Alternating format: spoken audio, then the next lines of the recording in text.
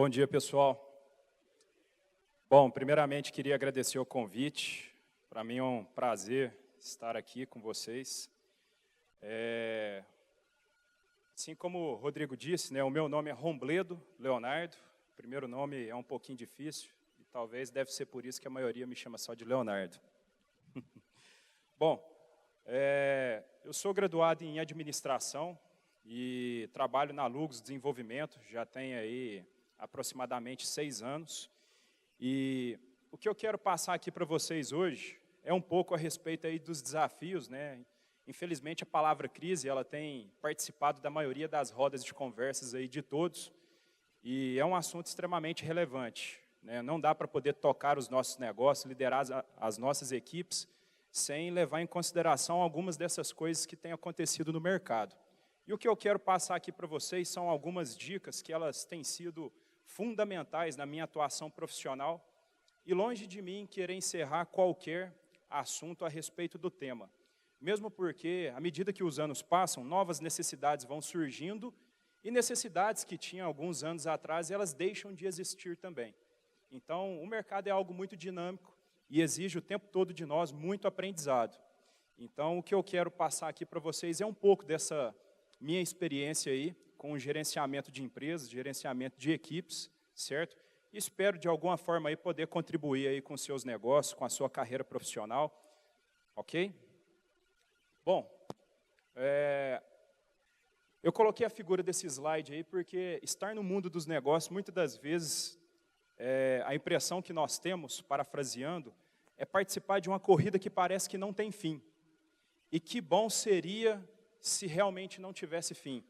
Infelizmente, nós temos visto aí várias empresas por força maior, né, inclusive, falando aqui da nossa região mesmo, de Uberlândia, 2 empresas recentemente fecharam aí as suas portas, deixando aí aproximadamente 600 famílias no mercado de trabalho. Essas empresas saíram desta corrida.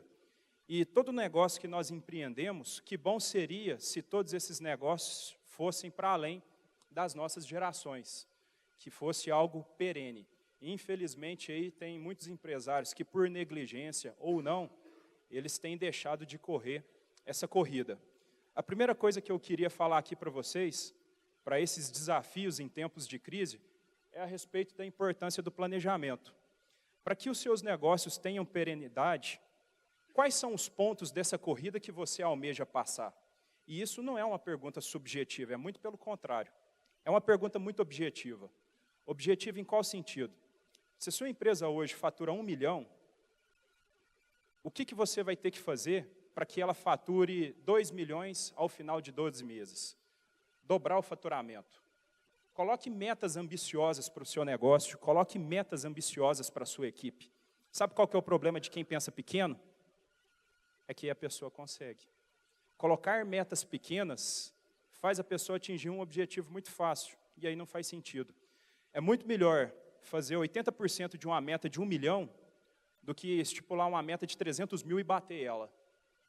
Coloque metas difíceis, seja ambiciosos nos seus planejamentos.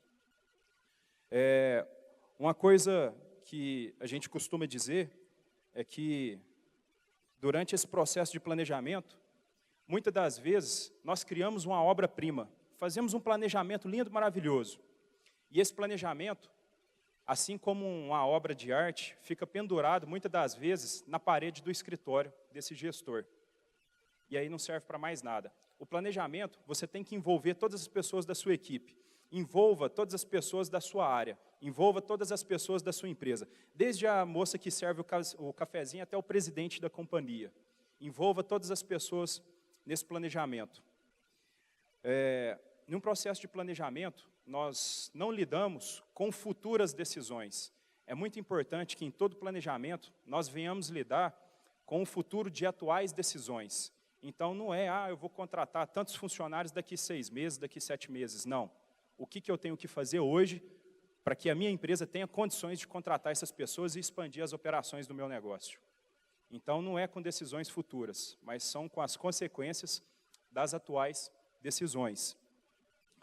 E uma coisa muito importante, né, quem me conhece há algum tempo vai reconhecer essa frase. Tudo que você colocar no seu planejamento, coloque prazo. Porque o que não tem prazo, não vence. Coloque prazo para tudo. Coloque prazo para tudo. Nós temos o costume de dizer que grandes recursos, sem planejamento, são apenas grandes problemas. Então, se você tem muito ou pouco recurso, não interessa. O planejamento, em tempos de crise, ele é vital. Se já é difícil passar por uma crise com planejamento, imagina passar por uma crise sem planejamento. Então, tenha o hábito de planejar. Muitas das vezes, quando nós entramos em alguma empresa e nós fazemos ali um planejamento ali de crescimento, é muito comum lidar com aquele questionamento, mas o mercado está em crise, o mercado está retraído, e você está falando aí que nós iremos crescer, que tem um planejamento para expandir a operação.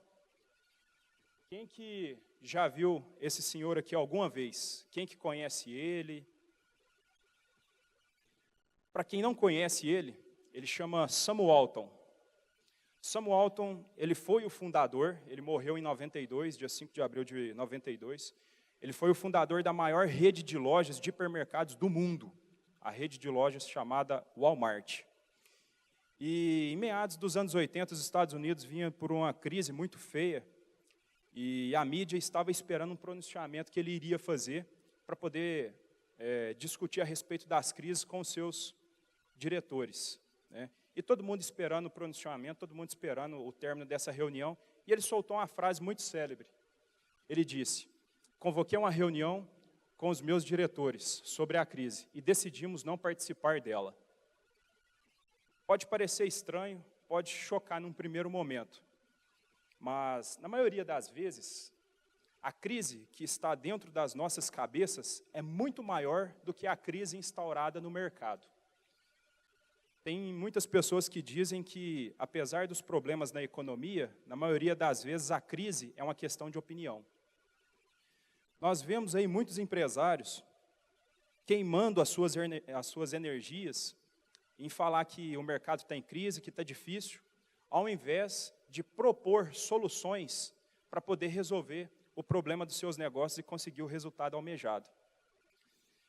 Se nós atribuirmos que não existe nada para poder fazer em tempos de crise, é o mesmo que dizer que é impossível um veleiro cruzar um oceano.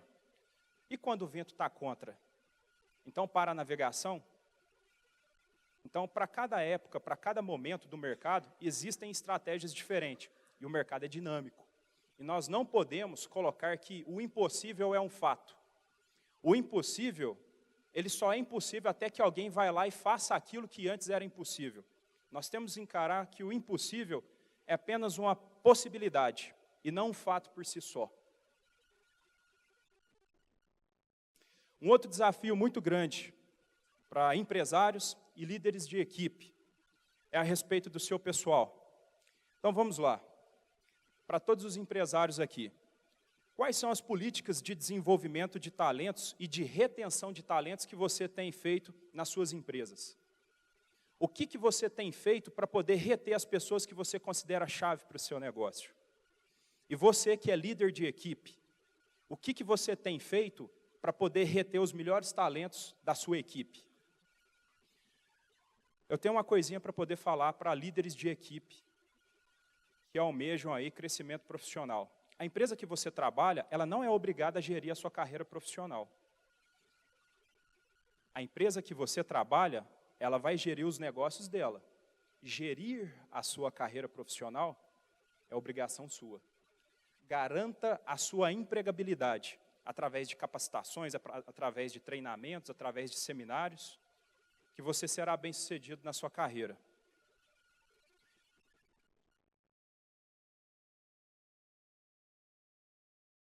Bom, uma coisa que durante esses anos nós temos notado em muitas companhias. Tem muitos empresários que costumam dizer: não, mas esse treinamento para a minha equipe é muito caro, que isso é muito oneroso. Muito pior do que pagar um treinamento muito caro para a sua equipe é ter um incompetente fazendo parte do seu quadro de funcionários. Custa muito mais caro ter um incompetente do que pagar um alto treinamento para você qualificar os seus profissionais.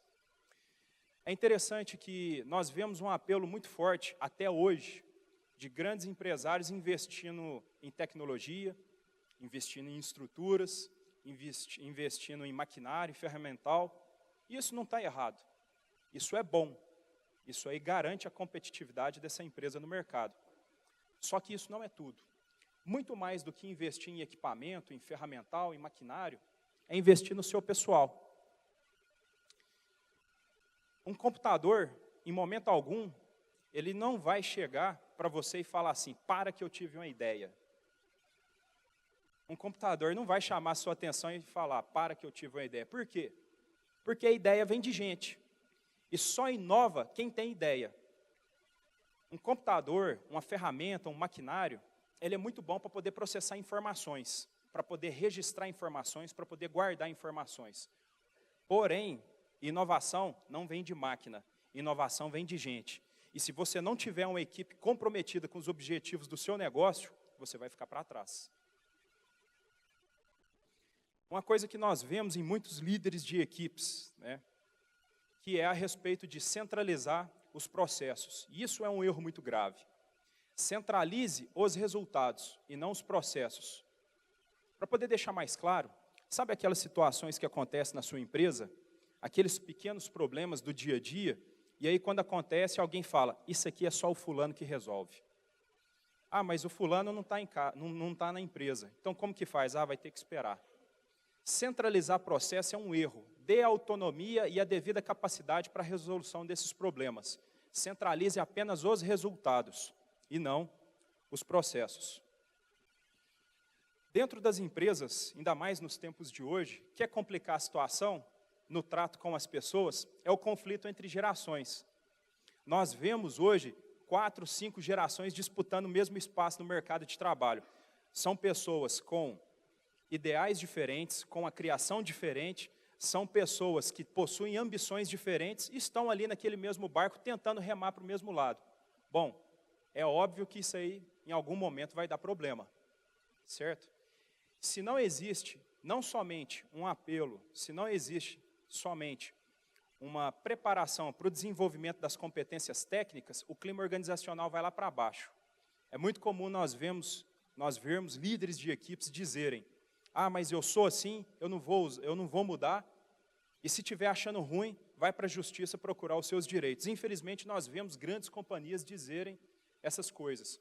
Só que o problema é que nós observamos que na justiça existe um apelo muito maior em encerrar um problema do que de fato ser justo. A justiça ela tem colocado muito mais ponto a um conflito do que exercido justiça. E isso é um problema. Não existe controle sem padronização. Primeiramente, o que é controle? O que é controlar alguma coisa? Controlar algo não é intervir no processo, manipular o processo 24 horas por dia, 7 dias por semana, durante 30 dias no mês. Isso não é controlar, isso é fazer. Então, o que é controle? Controle é ter o poder e a autonomia de intervir em determinados processos quando existe um desvio de rota, quando esse processo sai do planejamento. Isso é controlar algo. É muito comum nós vemos nas empresas, imprevistos acontecem o tempo todo. E uma pessoa fica doente, inesperadamente alguém não pode ir na sua empresa porque aconteceu algum acidente, licença maternidade, inúmeros problemas acontecem. E só fazendo um exemplo aqui, aquela secretária lá da sua empresa que faltou e você colocou alguém lá de última hora para poder cobrir e a sua agenda virou um caos. Sabe por que isso acontece? Por ausência de padronização. O porquê disso? As informações estão guardadas na cabeça. E informações não são feitas para ficar guardadas em nossas cabeças. Informações são feitas para poder ficar guardadas em sistema, em software. As pessoas, elas devem manipular as ferramentas. Deve ter um processo escrito para tudo. Se não tem processo, você nunca vai conseguir medir eficiência, nunca vai conseguir fazer algo melhor e mais rápido. A partir do momento que você tem processo, que você tem padrão, se uma pessoa faltar ou precisar de fazer uma substituição, A pessoa que vai no lugar, ela vai ler ali o que é a descrição de cargo, o que é o padrão que ela tem que desenvolver, e vai ver quais são as ferramentas que ela tem que usar para aquilo. E ela vai desenvolver o trabalho dela.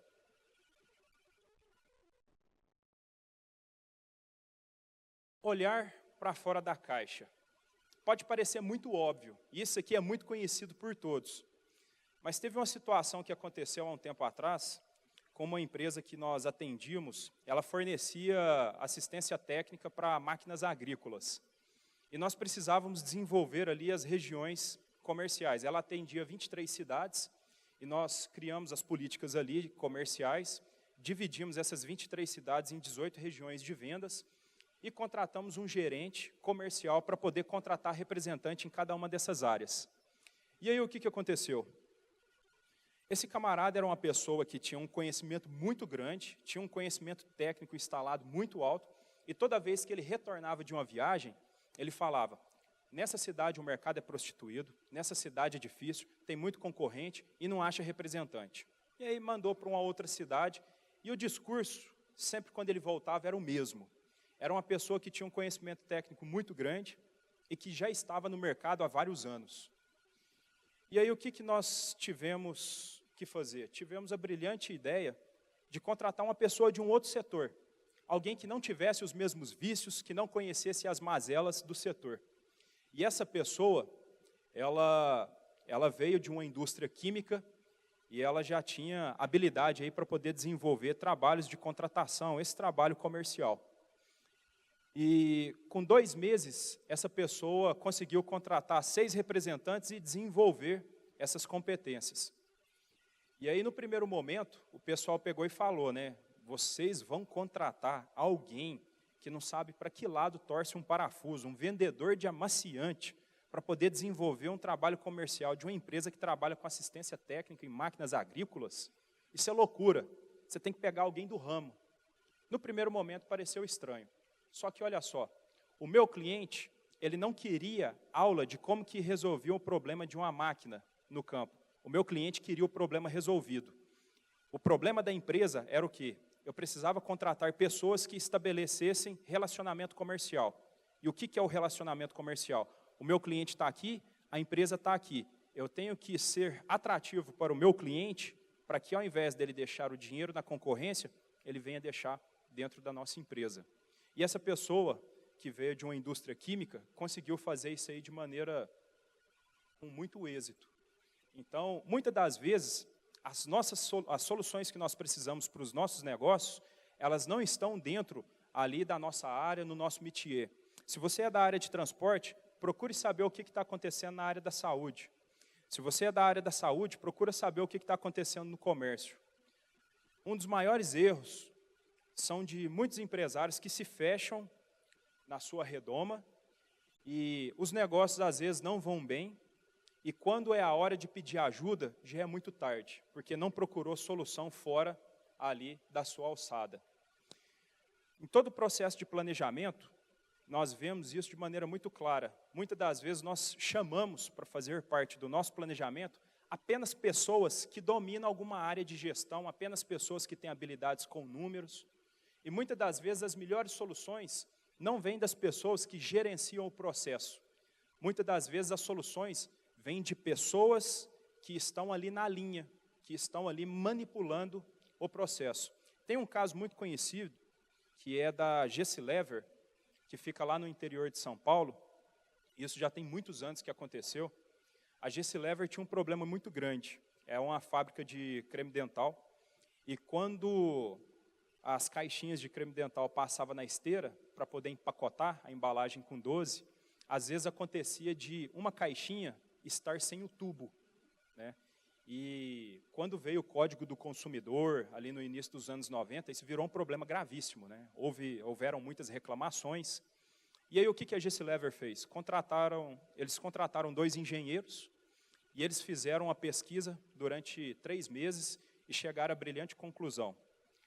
Quando a caixa de creme dental passar, terá uma balança de precisão e ela vai acusar a diferença de peso. Se estiver leve, essa caixa automaticamente ela iria ser refugada. Viria lá um braço de um robô, tiraria ela da esteira e passaria as outras caixas que tivesse ali com peso mínimo, né?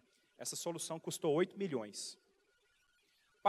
Eles implementaram ela, passados-se alguns meses, 2 meses aproximadamente, eles olharam os relatórios lá e perceberam que os índices de reclamações diminuíram drasticamente.